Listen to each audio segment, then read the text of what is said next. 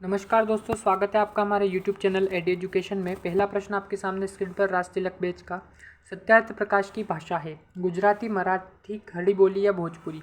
इस प्रश्न का जो सही आंसर होगा वो होगा सत्यार्थ प्रकाश की जो भाषा है वो कौन सी है, तो वो है खड़ी बोली। तीसरा वाला ऑप्शन है वो इस प्रश्न का बिल्कुल सही आंसर है। चलते हैं अगले प्रश्न पर। भारतेंदु ने किस पत्रिका का संपादन किया? हिंदी प्रदीप, इंदु, कविवचन सुधा या भारतबंधु? तो भारतेंदु ने जिस पत्रिका का संपादन किया वो है कविवचन सुधा। जो तीसरा वाला ऑप्शन है वो इस प्रश्न का बिल्कुल सही आंसर है। अगले प्रश्न पर चलते हैं। बिहारी किस राजा के दरबारी थे? राजा जयसिंह, राजा मानसिंह, राजा बिहारीमल या राणा अमर सिंह? तो बिहारी जिस राजा के दरबारी थे वो है राजा मानसिंह। जो पहला वाला ऑप्शन है वो इस प्रश्न का बिल्कुल सही आंसर है। अगले प्रश्न पर चलते हैं। अगला प्रश्न आपके सामने स्क्रीन पर।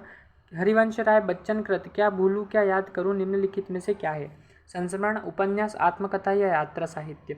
तो हरिवंश राय बच्चन ने जो लिखा है क्या भूलूं क्या याद करूं वो है आत्मकथा। जो तीसरा वाला ऑप्शन है वो इस प्रश्न का बिल्कुल सही आंसर है। अगले प्रश्न पर चलते हैं। अगला प्रश्न आपके सामने स्क्रीन पर। राजभाषा का सही अर्थ है किसी राज्य विशेष की मातृभाषा, सर्वसाधारण की मातृभाषा, शुद्ध और साहित्यिक भाषा, सरकारी कार्यालयों में प्रयुक्त होने वाली भाषा? तो सरकारी कार्यालयों में प्रयुक्त होने वाली भाषा को ही राजभाषा कहते हैं। तो राजभाषा का जो सही अर्थ होगा वो चौथा वाला ऑप्शन हमारा वो सही आंसर है इसका। अगले प्रश्न पर चलते हैं। अगला प्रश्न आपके सामने स्क्रीन पर है।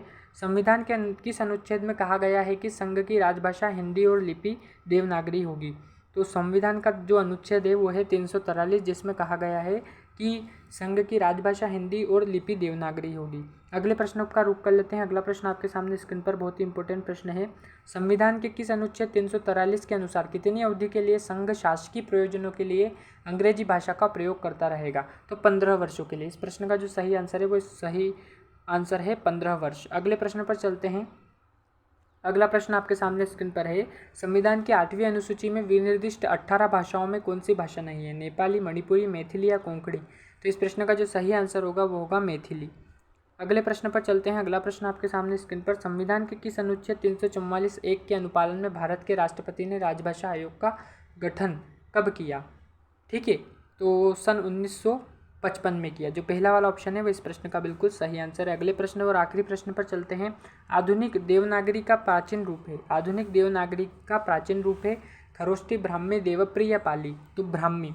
जो दूसरा वाला ऑप्शन है इस प्रश्न का बिल्कुल सही आंसर है। इसी प्रकार के प्रश्नों के लिए बने रहिए हमारे साथ और देखते रहिए हमारा YouTube चैनल एडी एजुकेशन। धन्यवाद।